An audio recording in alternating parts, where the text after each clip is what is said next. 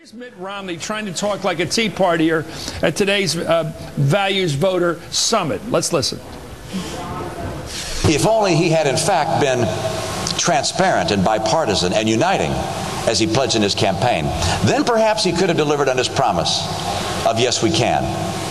Instead, we know all too well that no, he didn't. Yeah. Oh my God, Richard Wolff.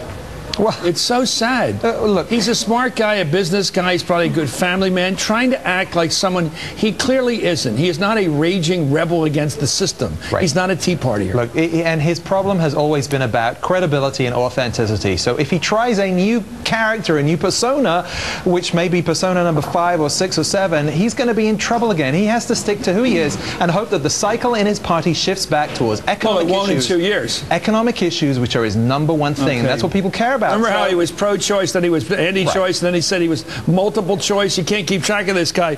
What do you make of Shoshana? Just before we get to the candidate you know more about, talk about this fella, Mitt Romney, trying to act like, you know, a crazy, a wild-at right-winger, which he's not. He's somewhat of a moderate, I think, politically.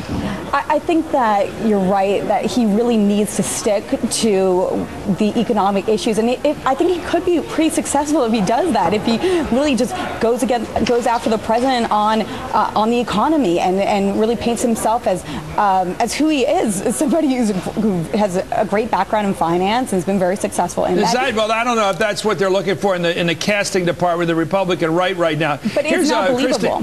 No, here's what they seem to be looking for. Here's Christine O'Donnell Tuesday night thanking Sarah Palin, who endorsed her and really made her have a good chance to win that one in Delaware. Let's look at that.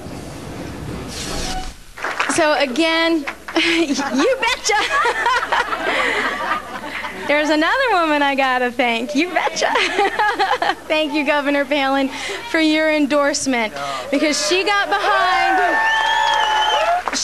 behind us war-weary folks and gave us a boost of encouragement when we needed it. And she was a vote against the politics of personal destruction. Let's take a look at a national map to get a sense of how wide the power is, I think, of Sarah Palin. We got a map.